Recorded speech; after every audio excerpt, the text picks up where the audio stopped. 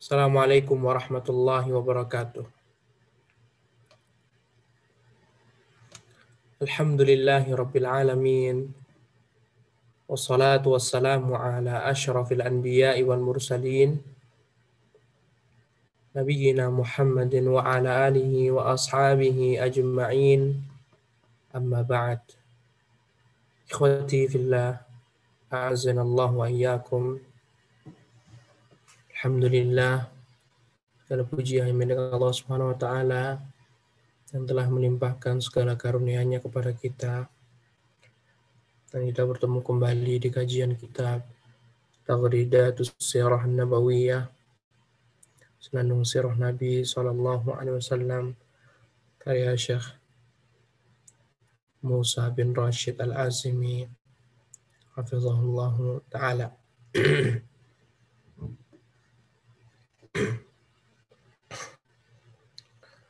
Khadi fillah, a'azanallahu wa iyyakum.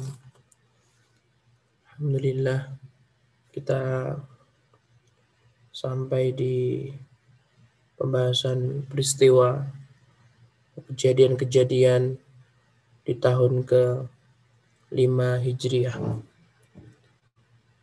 Sebelumnya, di tahun ke-4 Hijriah, Rasulullah Shallallahu Alaihi Wasallam mengutus beberapa sahabatnya seusai perang Uhud setelah kekalahan kaum muslimin. Sariyah yang Rasulullah SAW utus pertama kali di bulan Muharram adalah Sariyah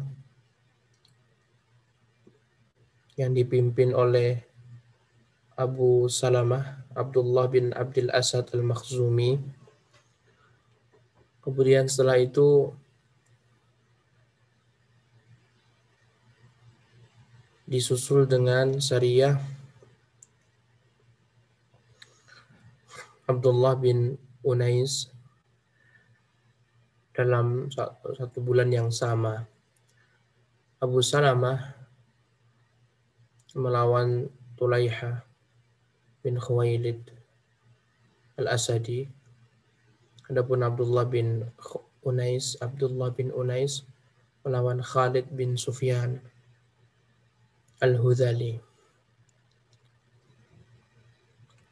Di tahun ke-4 juga terdapat Sariyah Ar-Raji', tapi tidak disebutkan siapa panglimanya. Dan di tahun ke-4 terdapat Faji'ah Bi'ri Ma'unah,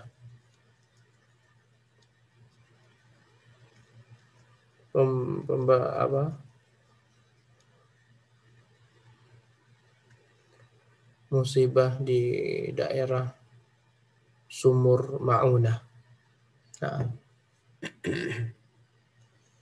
yang mana kebanyakan sahabat meninggal dunia dan dibunuh. Sampai Rasulullah SAW pun beliau melakukan kunut selama 1 bulan lamanya. Kemudian ikhwati fillah, azanallahu wa iyyakum. Setelah 3 syariah tersebut, Allah Subhanahu wa taala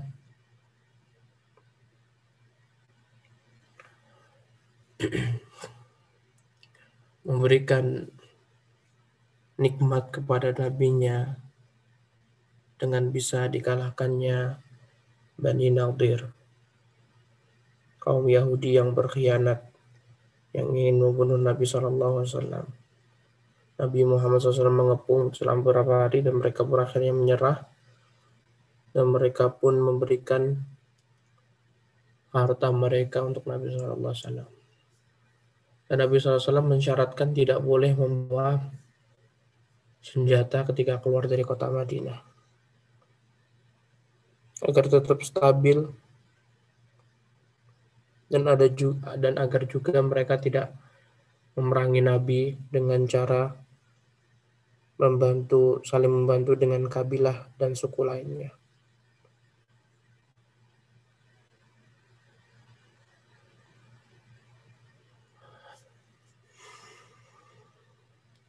Dan Allah Subhanahu wa taala menurunkan satu surat khusus, surat Al-Hasyr, berkaitan tentang Bani An-Nadir.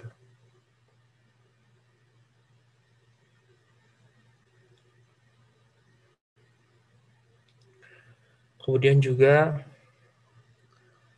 ada peperangan Badar yang terakhir.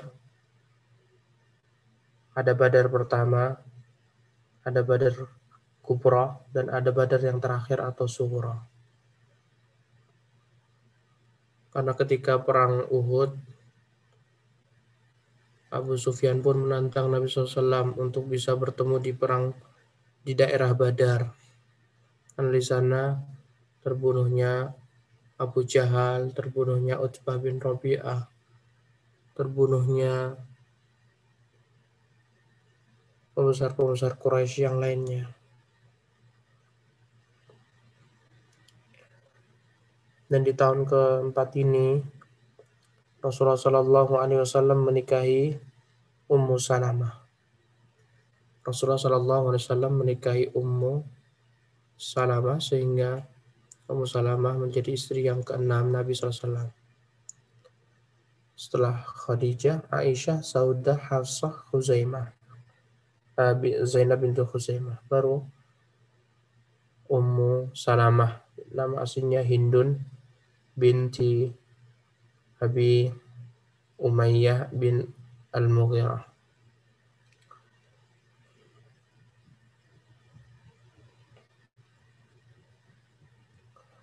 Kemudian juga setelah beberapa saat Rasulullah SAW menikahi sepupu beliau yang bernama Zainab bintu Jahsy. Rasulullah SAW menikahi Zainab bintu Jahsy. Setelah sebelumnya Zainab bintu Jahsy diperistri oleh sahabat Zaid bin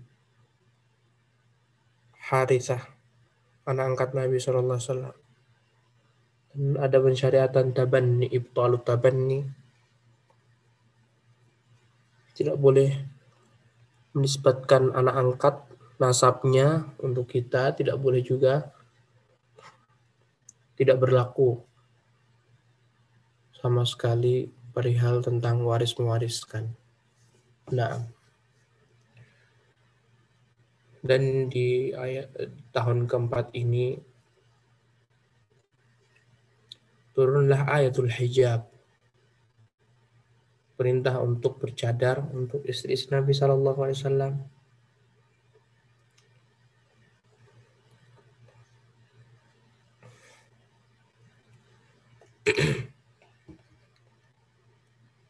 Sehingga istri-istri Nabi Shallallahu Alaihi Wasallam pun tidaklah mereka berkata kecuali di balik tabir atau tirai.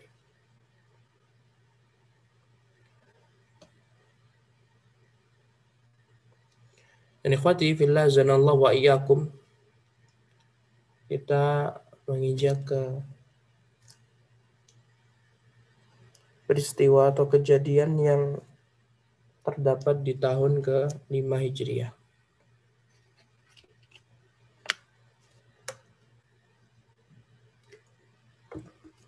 Di tahun ke-5 Hijriah ini, ikhwati fillah a'azanallahu wa iyyakum, terdapat perang Bani Mustalik.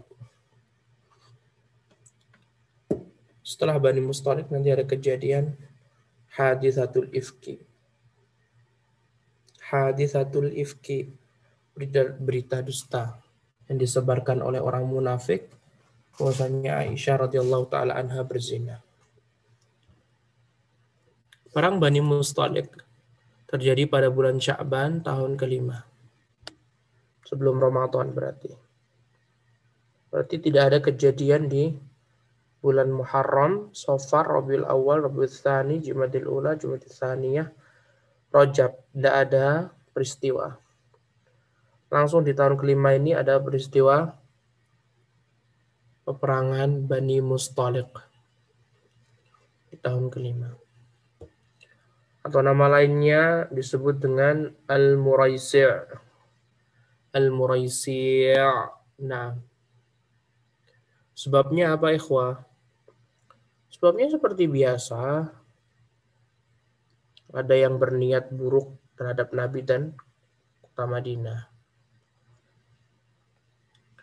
Sebabnya adalah Al-Harith bin Abi Dhirar, pemuka suku Bani Mustalik, telah mempersiapkan peperangan untuk menghancurkan Nabi SAW. Al-Harith bin Abi Dhirar mengeluarkan pasukannya untuk menghancurkan Nabi SAW, mengumpulkan pasukannya untuk menghabisi Nabi Muhammad SAW. Dan Rasulullah SAW keluar menuju tempat yang ditentukan untuk berperang. Rasulullah bersama 700 sahabatnya. 700.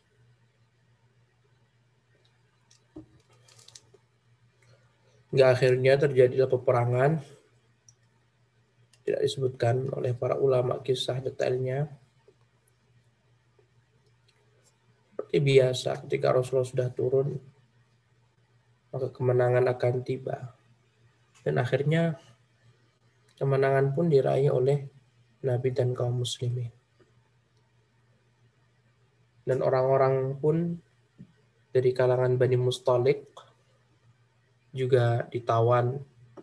Ada juga yang dibunuh karena sebab mereka membunuh atau berusaha memerangi Nabi SAW.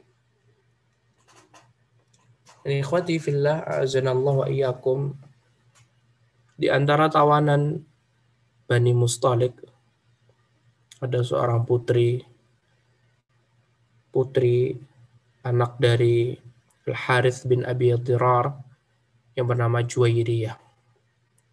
Juwairiyah bintul Harith bin Abi Dhirar. Juwairiyah ini ikhwati fillah azanallahu wa iyyakum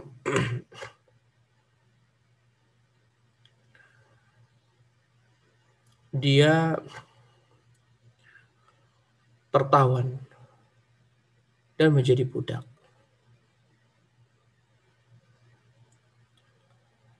Dan Rasulullah SAW pun menawarkan pada dirinya Islam.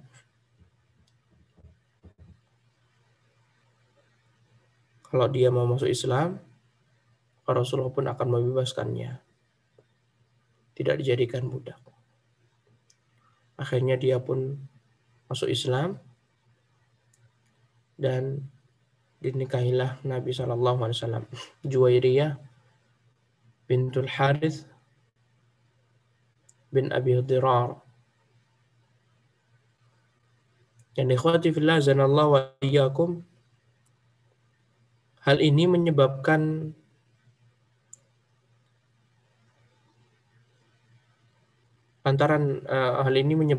semua tawanan yang diperoleh kaum muslimin di perang Bani Mustalik pun dibebaskan akhirnya. Lantaran Rasulullah SAW menikahi orang terpenting mereka, putri mereka dinikahi oleh Nabi SAW. Ya, sebagai timbal baliknya, Rasulullah SAW pun memerdekakan seluruhnya. Jadi dibebaskan. Karena secara tidak langsung mereka menjadi kerabatnya Nabi SAW atau besannya Nabi SAW. Jadi orang-orang dari Bani Mustalik menjadi besannya Nabi SAW lantaran Nabi menikahi putri mereka atau putri Al-Harith bin Abi Dhirar bernama Juwairiyah. Dan Aisyah radhiyallahu ta'ala mengatakan, ma'a'lamu bra'atan kanat a'zama barakatan ala qaumiha min Juwairiyah. Aku tidak mengetahui seorang wanita yang lebih agung keberkahannya terhadap kaumnya kecuali Juwairiyah.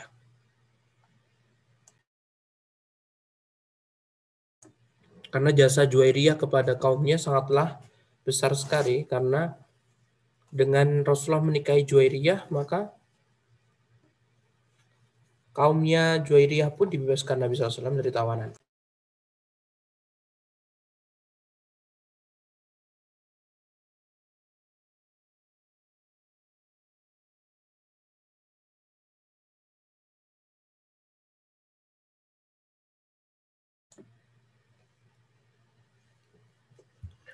Kemudian ikhwati fillah, a'azanallahu wa iyyakum, Ummul Mukminin Juwairiyah bintul Harits disebutkan termasuk wanita yang banyak sekali berzikir kepada Allah Subhanahu wa taala. Beliau meninggal pada tahun 56 Hijriah dan di usia ke 65 tahun. Kalau misalkan meninggalnya di tahun ke-56,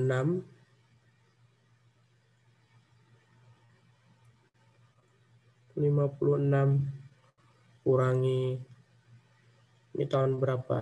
Tahun kelima ya. Berarti kurangin 5. 51.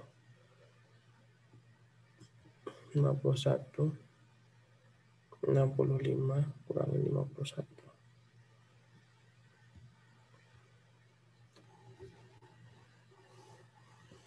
Masa umurnya 14 tahun sih? Perlu dicek lagi apa ya? Juwairiyah bintul Harits, beliau meninggal di tahun 56, di usia ke-65. Sedangkan Rasulullah menikahinya di tahun kelima Hijriyah. Berarti kan tinggal dikurangin kan? Atau ditambahin berapa? Cek lagi nanti. Yang jelas, ikhwati fillah, zanallahu wa iyyakum, Ummul Mukminin Juwairiyah bintul Harits termasuk istri Nabi SAW yang nomor 8. Dan mau hafal. Harus hafal. Khadijah, Aisyah, Saudah, Hafsah, Zainab bintu Khuzaimah, Ummu Salamah, Zainab bintu Jahsy, kemudian ini Juwairiyah bintul Harits.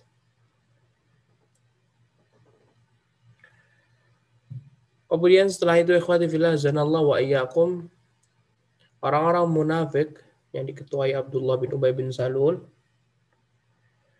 mereka membuat fitnah, propaganda fitnah. Fitnah yang sangat tersebar dan kisahnya sudah masyhur, yaitu menfitnah Aisyah radhiyallahu taala anha, bahwasanya beliau telah berzina dengan seorang sahabat dari suku Khazraj yang bernama Sofwan bin Mu'attil.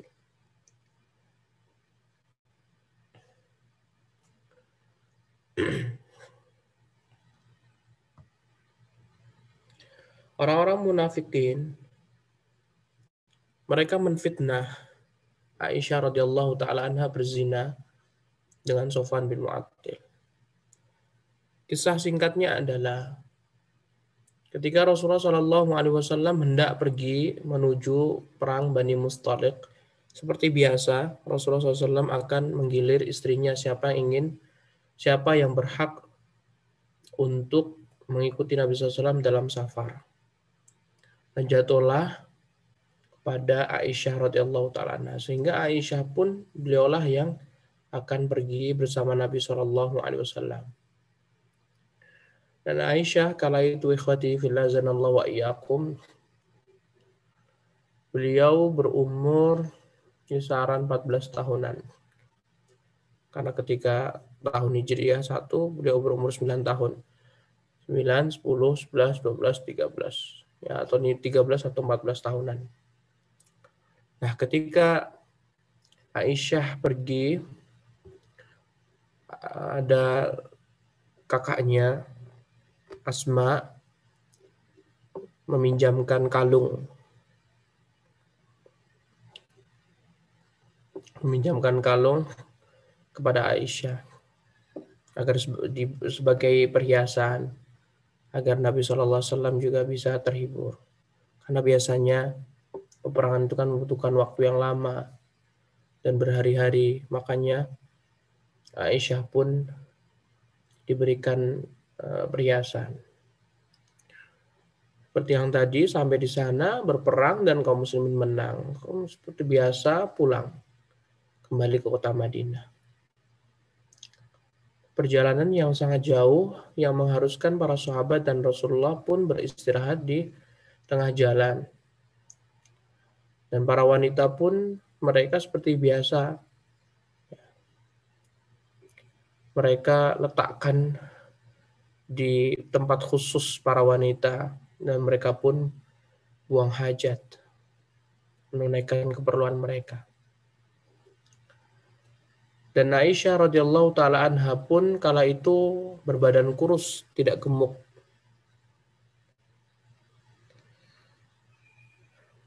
Ketika Aisyah radhiyallahu taala anha menaiki sekedupnya, kayak ada tempat sekedup ya, yang buat onta, kemudian atasnya itu loh.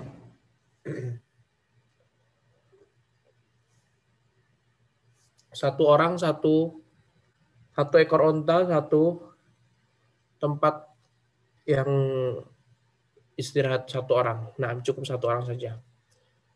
Dan Aisyah radhiyallahu taala anha pun menaiki ontanya, dan ternyata setelah udah naik, Aisyah pun meraba dan ternyata kalungnya pun tertinggal.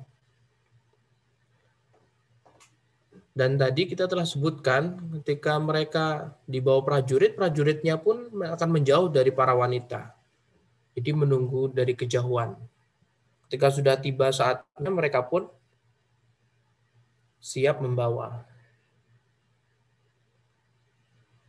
Dan Aisyah pun kembali ke tempat hajatnya dan mencari kalungnya. Dan tidak ketemu atau membutuhkan waktu yang sangat lama sekali. Membutuhkan waktu yang sangat lama sekali. Ikhwati fillah zanallahu wa iyyakum. Sampai akhirnya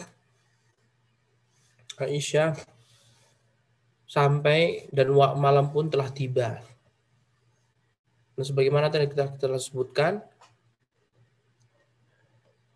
yang menjadi pawang onta, dia nggak akan bertanya kepada apakah sudah ada, pokoknya siap atau belum. Nah, karena para sahabat keimanan mereka tidak berbicara kepada yang bukan mahramnya jika tidak dibutuhkan. Dan mereka pun mengira setiap para wanita sudah menaiki sekedupnya. Mereka pun berjalan menuju arah Madinah. Nah, sesampainya Aisyah di tempat menderumnya para onta, Aisyah pun mendapati semuanya sudah pergi, meninggalkan Aisyah radhiyallahu taala anha. Dan Aisyah pun tidak mampu untuk mengejar dan lari karena sudah ketinggalan jauh, dan beliau pun mencari kalungnya. Sampai Aisyah radhiyallahu taala anha mengetahui di antara kebiasaan para sahabat ketika mereka berperang pasti ada beberapa sahabat yang akan menyisiri belakang-belakang pasukan. Tujuannya untuk mengetahui apakah ada yang jatuh, apakah tidak, apakah ada yang sakit, apakah tidak, membutuhkan bantuan apa tidak. Nah, sampai akhirnya Aisyah pun menunggu terlalu lama dan beliau pun tertidur dengan cadar yang terbuka. Hingga akhirnya datanglah Sofwan bin Mu'attil. Sofwan bin Mu'attil dan beliau pun terkagetkan akan ketika melihat Aisyah tertinggal seperti itu. Dan beliau pun istirja, inna lillah wa inna ilaihi raji'un. Udah cuma ngomong itu saja. Kemudian Aisyah pun terbangun dan terkaget. Langsung menutup cadarnya. Dan Sofwan pun langsung menderumkan ontanya dan Aisyah pun langsung memahami disuruh menaiki. Naiklah. Dan mereka berdua pun pergi ke Madinah. Dan tidak ada sama sekali obrolan antara Aisyah dengan Sofwan bin Mu'attil. Sampai akhirnya Rasulullah SAW tentunya lebih dahulu sampai ke kota Madinah. Ya, seperti kegiatan biasa, Rasulullah SAW menggilir otomatis kepada istri-istrinya dan Rasulullah belum menyadari kalau Aisyah belum sampai ke kota Madinah. Aktivitas seperti biasa dan Abdullah bin Ubay bin Salul pun menyadari bahwasanya Aisyah ini tidak ada. Akhirnya Abdullah bin Ubay bin Salul dan beberapa orang munafik mencegat arah pintu datangnya kota Madinah, pintu tiba. Sampai di siang hari atau menjelang siang, tibalah Sofwan bin Mu'attil dan Aisyah berdua saja memasuki kota Madinah dan langsung ketika itu orang-orang munafik langsung langsung menyebarkan isu berzina yang diketuai oleh Abdullah bin Ubay bin Salul.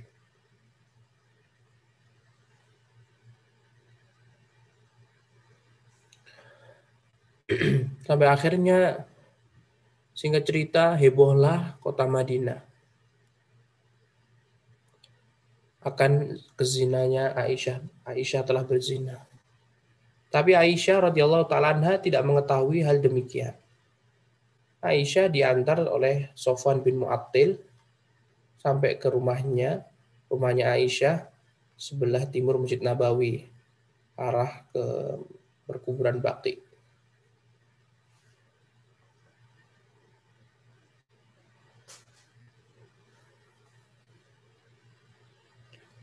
Dan Aisyah pun langsung masuki rumahnya. Dan ketika itu Aisyah langsung sakit.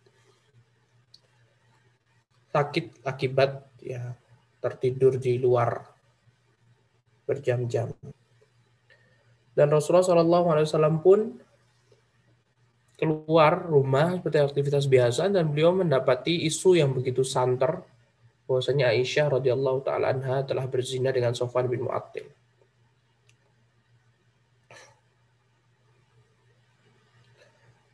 Bahkan fitnah ini sampai merebak ke beberapa sahabat.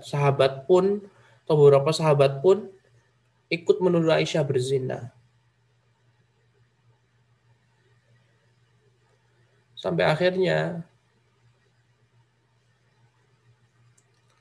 nanti beberapa sahabat dicambuk oleh Rasulullah SAW dengan 80 cambukan. Sahabat yang paling banyak menebar fitnah. Dan Aisyah pun tidak menyadarinya dan Aisyah pun sakit.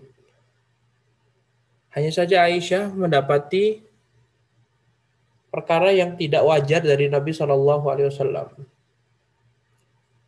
Tidak pernah Nabi SAW mengacuhkan Aisyah radhiyallahu taala anha. Tidak pernah Rasulullah SAW tidak menghiraukan Aisyah. Tapi Aisyah pun sakit. Kok nggak bertanya sama sekali. Rasulullah tidak bertanya tentang kabarnya Aisyah bagaimana. Nah, tidak memperhatikan pokoknya. Padahal biasanya ketika Aisyah sakit pun diperhatikan oleh Nabi. Hingga Abu Bakar As-Siddiq pun juga tidak memberitahukan tentang Aisyah. Ibunya Aisyah, istrinya Abu Bakar pun Ummu Rumman, itu juga tidak memberitahu Aisyah.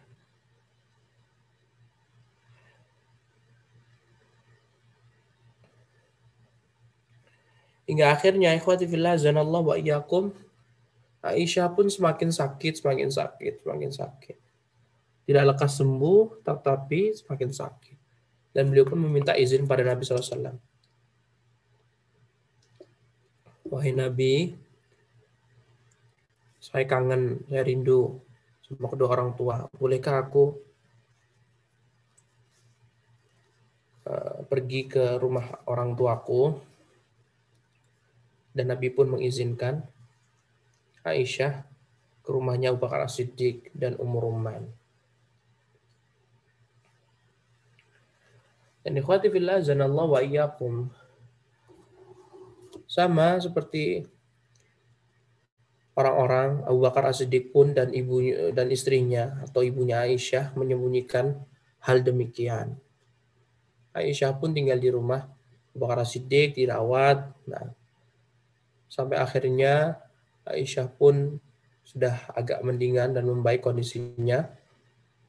Beliau pun, Aisyah radhiyallahu taala anha,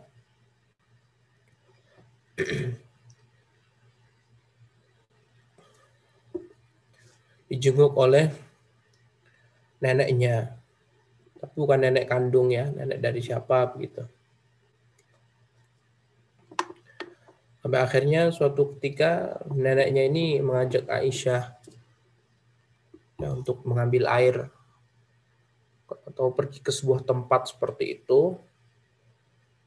Sampai akhirnya neneknya ini jatuh embernya dan tiba-tiba secara sontak dia mengatakan, celaka kamu wahai Mistah, celaka kamu wahai Mistah, celaka kamu wahai Mistah. Siapa Mistah, ikhwah? Mistah itu anaknya tadi, pamannya Aisyah. Aisyah pun juga terkaget, memberi nasihat. Nek, itu putramu.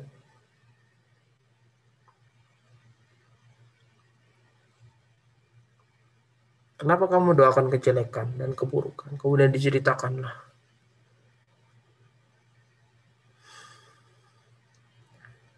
Hingga akhirnya Aisyah radhiyallahu taala anha pun terkaget dan akhirnya menangis dan lari ke rumah. Dan ternyata Abu Bakar pun sudah menyambut di depan rumah, di depan pintu. Ibunya. Dan Abu Bakar pun sholat di atas rumah. Sholat di atas.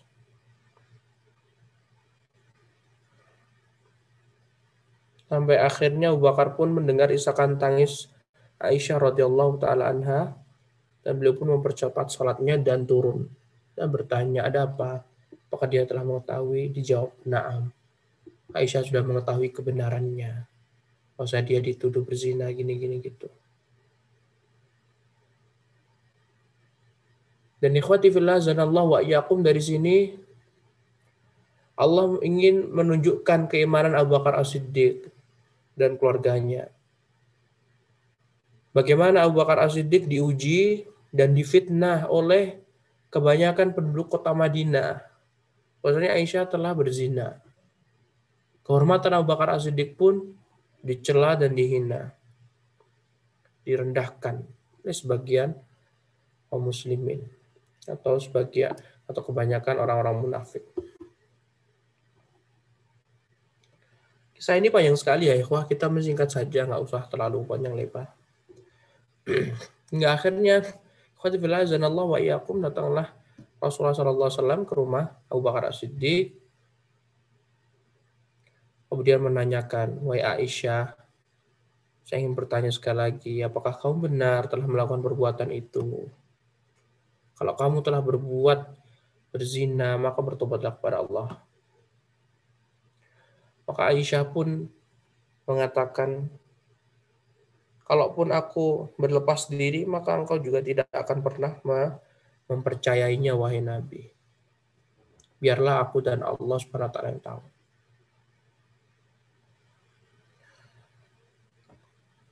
Perkataanku seperti perkataannya Yakub bin Yusuf.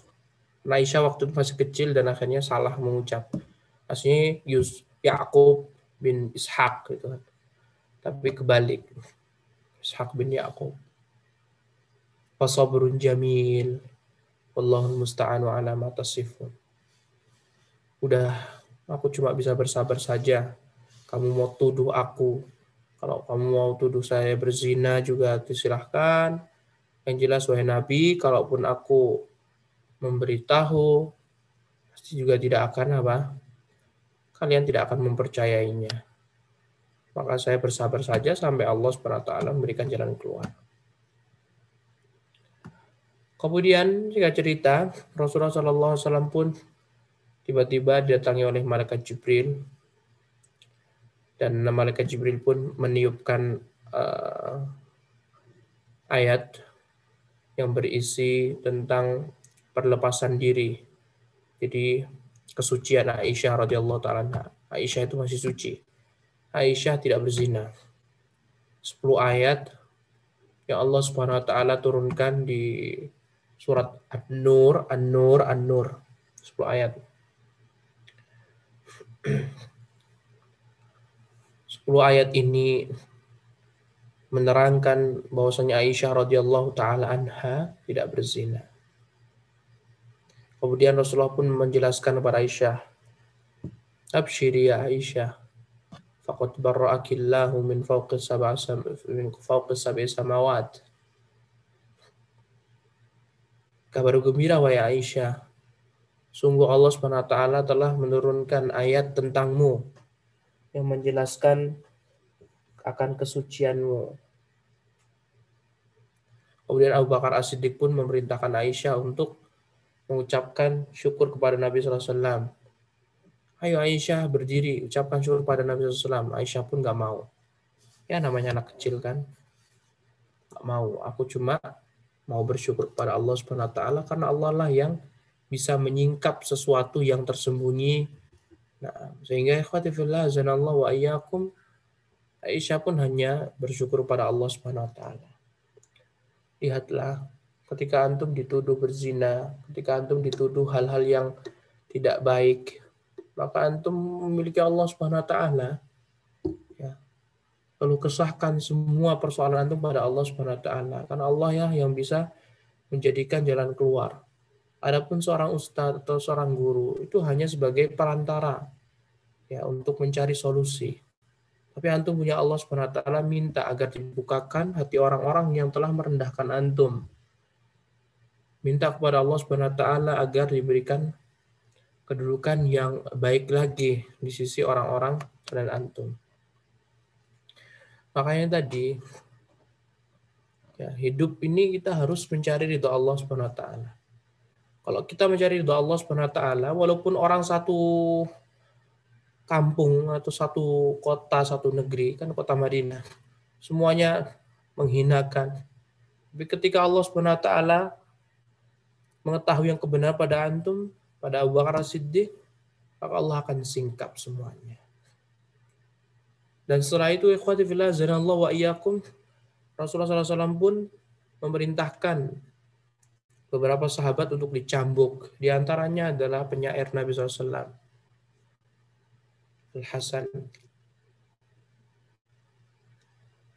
Al-Hasan bin Thabit. Kemudian yang kedua Mistah itu juga dicambuk. Kemudian perempuan satu lagi Hamnah binti Jahsy, adiknya atau kakaknya Zainab binti Jahsy, yang sepupu Nabi SAW. Lihatlah bahwa Nabi SAW itu ketika menjalankan hukuman nggak memilah-milah. Padahal sepupu beliau. Hamnah bintu Jahsy itu sepupu Nabi SAW. Tapi tetap dicambuk. Dan cambuk. Semuanya dicambuk. Laki-laki 80 kali cambukan. Karena telah menuduh Aisyah, wanita yang suci, berzina dengan Sofwan bin Mu'attil. Lihatlah ikhwati fillah zanallahu wa iyyakum, gara-gara siapa? Gara-gara orang munafik. Orang munafik menyebarkan fitnah. Akhirnya Aisyah pun dituduh berzina. Sama satu lagi, orang munafik mereka menyebarkan fitnah di kalangan Muhajirin dan Ansar. Disulut api perpecahan antara Muhajirin dan Ansar oleh orang-orang munafik sampai hampir mereka bunuh-bunuhan, dan banyak sekali ya peranan buruk orang-orang munafik. Banyak orang-orang munafik ini yang ya memberikan dampak negatif dan buruk. Dan ikhwati fillah zanallahu wa iyyakum, Imam Nawawi rahimahullah beliau mengatakan Bara'atu Aisyata minal ifki qat'iyyatun binassil Qur'anil aziz. Falau tashakkaka fiha insanun sara kafiran murtaddan biijma'il muslimin. Berkata Imam Syafi'i berkata Imam Nawawi rahimahullah, bara'atu Aisyah minal ifki qat'iyyatun binasil Qur'anil Karim. Kesucian Aisyah radhiyallahu taala anha atau berlepasan diri untuk Aisyah dari kedustaan, tuduhan zina, itu semuanya sudah dibantahkan oleh Al-Qur'an. Maka falau tasyakkaka fiha insanun, kalau seandainya ada seorang manusia, kalau ada seseorang yang dia itu meragukan kesucian Aisyah, sara kafiran murtad, dan maka dia telah menjadi orang kafir dan murtad. Bi ijma'il muslimin, lantaran kesepakatan kaum muslimin. Nah. Dan ikhwati fillah a'azzanallah wa iyyakum, untuk lebih detail lagi ya, atau untuk mencari hikmah dan faedah yang bisa diambil dari hadisatul ifki, kejadian dusta, kita bisa merujuk di kitab Fathul Bari karya Al-Hafidh Ibnu Hajar Al-Asqalani rahimahullah. Beliau menyebutkan lebih dari 70 faedah.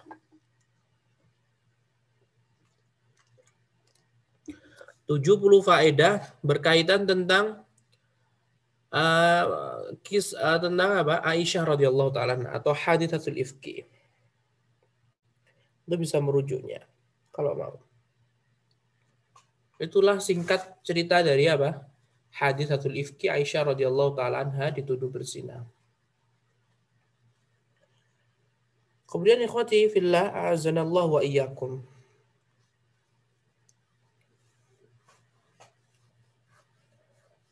Di tahun kelima Hijriah ini, selain dari perang Bani Mustalik dan Haditsatul Ifki, ada perang yang luar biasa hebatnya melawan Quraisy lagi.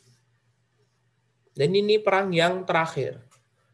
Perang apa ikhwah? Perang Khandaq atau disebut dengan perang Ahzab. Kenapa disebut perang Khandaq atau perang Ahzab ikhwah? Perang Khandaq disebut perang Khandaq karena para sahabat membuat parit yang mengelilingi kota Madinah. Tidak dikelilingi full, tetapi hanya beberapa saja. Kemudian kenapa disebut perang Ahzab? Karena orang Quraisy mereka membuat sekutu-sekutu.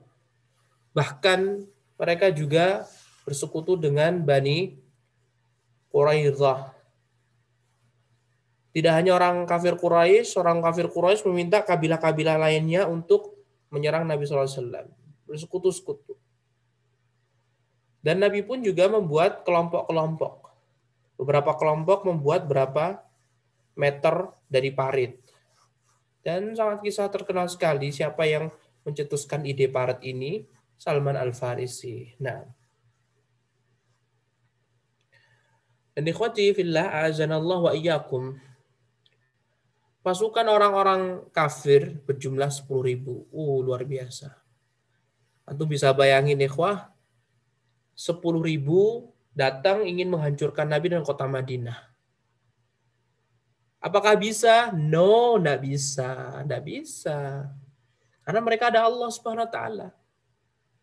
Sehingga walaupun kita ini sedikit jumlahnya, kalau kita keimanannya seperti keimanan Nabi Muhammad dan Rasul dan para sahabatnya yang betul-betul tauhidnya luar biasa, betul-betul bertawakalnya kepada Allah tinggi, maka Allah akan tolong. Tapi kalau misalkan kita ini sedikit jumlahnya, orang kafir itu banyak banget, sedangkan kita keimanannya tidak seperti para sahabat, susah nanti kita bisa habis dihancurkan mereka.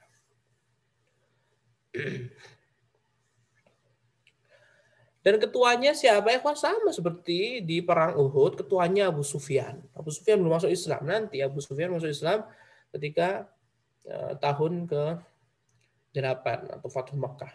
Nah. Dan berapa jumlah kaum muslimin ikhwah? Hanya 3.000 saja. Atau banding 3. cuma 3.000, orang kafir 10.000, subhanallah. Dan Rasulullah SAW pun memerintahkan setiap 10 orang sahabat untuk menggali 40 hasta parit. Dan Nabi SAW membuat apa? Kelompok. Nih. Sehingga boleh kita membuat kelompok-kelompok. Tujuannya jika diperbolehkan dan tujuannya bagus. Dan jika dibutuhkan. 10 orang sana. Buat 40 hasta. 40 hasta itu berapa? Berapa meter begitu ya? 10 meter lebih kan? Kemudian 10 orang sahabat lagi buat lagi 40 hasta. Terus sampai akhirnya panjang sekali.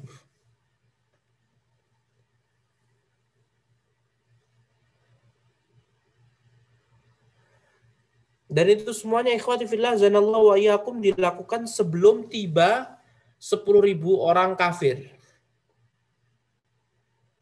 Jadi paritnya sudah siap, baru pasukan orang kafir pun tiba. Baru 10.000 orang tiba dan mereka pun dikagetkan dengan apa? Parit. Dan ketika mereka masuk dalam parit langsung dihujani oleh para sahabat ridwanullah alaihim ajmain. Sehingga 10.000 pun mereka mundur. Mereka berpikir,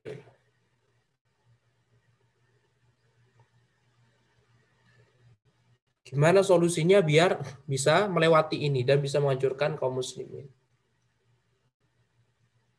Akhirnya mereka pun tinggal beberapa malam dan meminta bantuan Yahudi yang tersisa yang tinggal di belakang para Nabi Muhammad dan para sahabatnya. Jadi benteng belakang sana.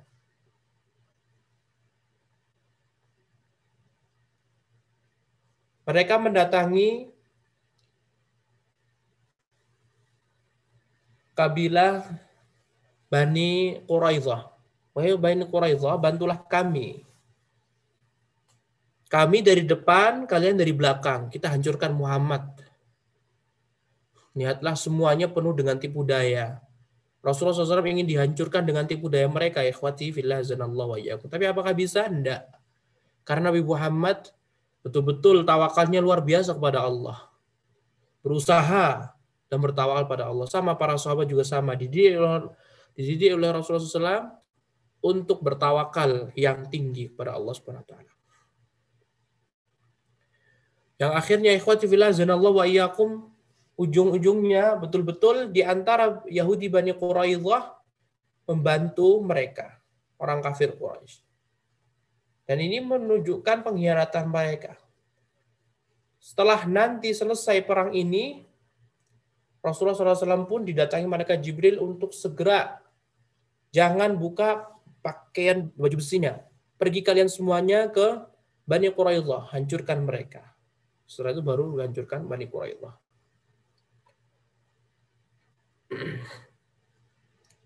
Dan ikhwati fillah azanallahu wa iyyakum, mereka tinggal lama sekali mengepung Nabi SAW 10.000-an, itu bisa bayangin. Sampai akhirnya ikhwati fillah azanallahu wa iyyakum, kaum muslimin pun mereka juga mendapatkan kesukaran dan kesulitan tentunya karena dikepung berlama-lama.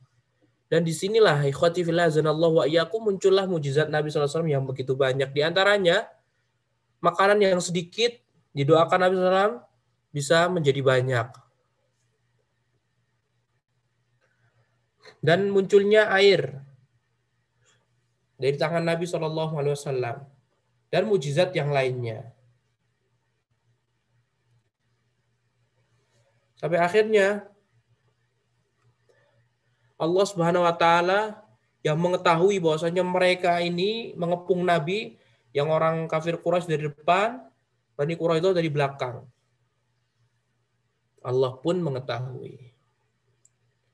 Dan Allah pun mengutus malaikatnya untuk memberikan rasa takut, dan akhirnya mereka pun juga diberikan atau dikirim dikirimi oleh tentara Allah Subhanahu wa taala. Apa? Angin. Angin yang kencang yang menerbangkan periuk-periuk mereka. Tenda-tenda mereka pun juga hancur.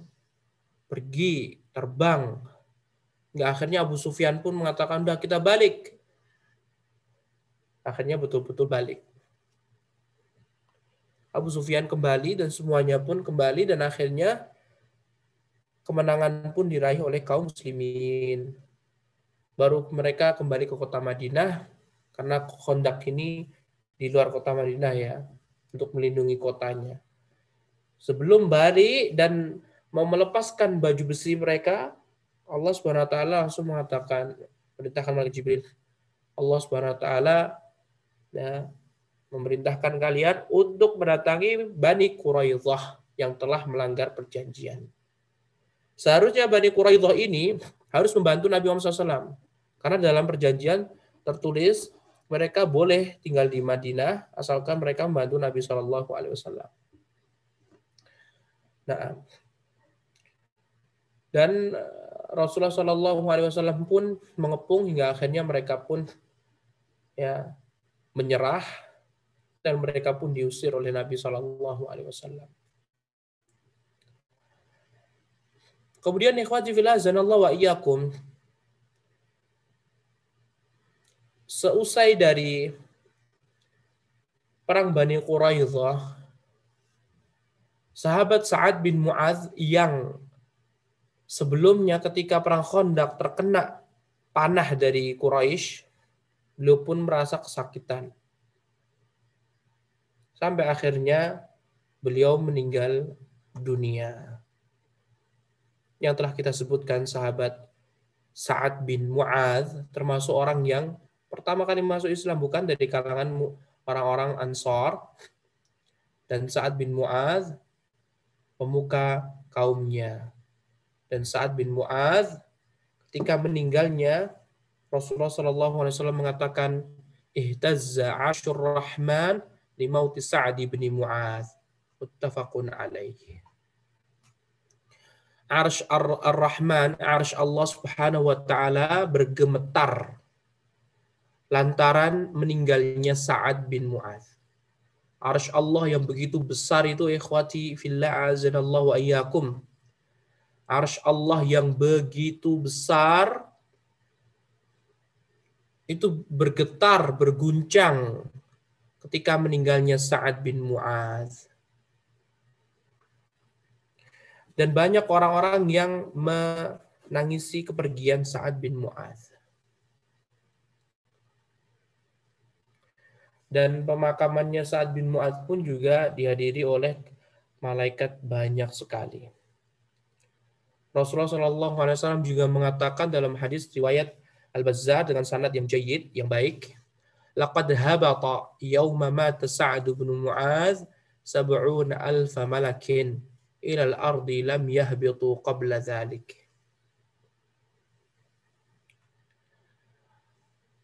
Telah turun pada hari kematiannya Sa'ad bin Mu'adz 70,000 malaikat.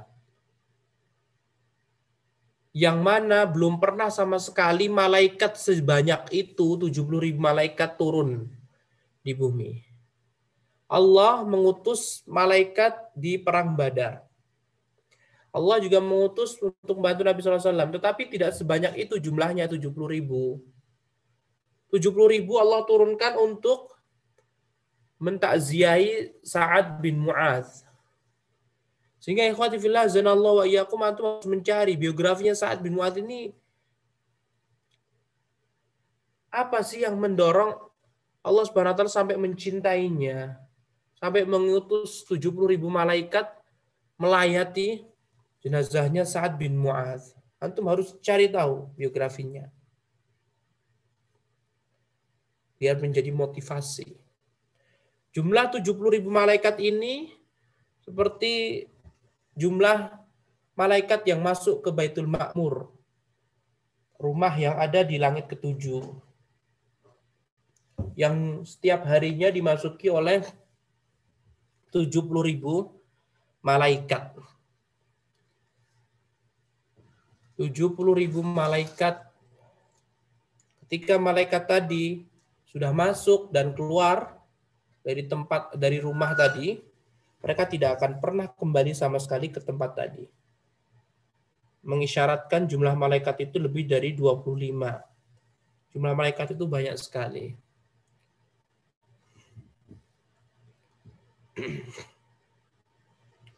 Dan ikhwati fillah azanallahu wa iyyakum, kaum muslimin pun mereka bersedih. Mereka bersedih akan kematian Sa'ad bin Mu'adz dengan kesedihan yang mendalam. Sampai Abu Bakar As-Siddiq pun menangis. Begitu juga dengan Umar bin Khattab.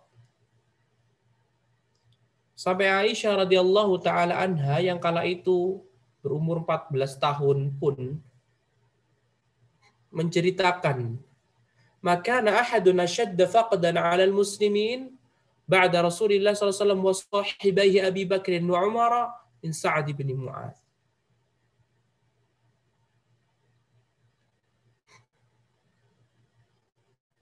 Tidak ada seorang pun yang meninggal dunia yang sahabat semuanya menangisi dengan tangisan yang hebat kecuali pertama Nabi Muhammad, yang kedua Abu Bakar, yang ketiga Umar. Baru setelah itu Sa'ad bin Mu'adz. Wallahu alam kapan Aisyah ngomongnya ini. Kalau ngomongnya setelah meninggalnya Umar dan di masa pemerintahannya Khalifah Abu Bakar Utsman bin Affan nggak masalah. Nah, tapi kalau Aisyah mengatakan perkataan ini di zamannya Ali bin Abi Thalib menjadi khalifahnya, maka perlu dipertanyakan lagi. Karena Utsman bin Affan loh, seorang khalifah.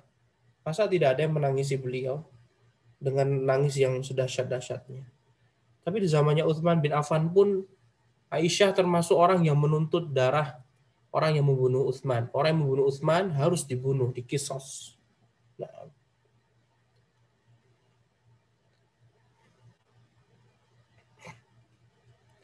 kemudian ikhwati fillah azanallahu wa iyyakum, dan untuk antum mengetahui kisah kurang lebihnya, antum bisa membuka surat Al-Ahzab. Surat Al-Ahzab, di sana Allah menceritakan tentang peperangan Khandaq, perang Khandaq.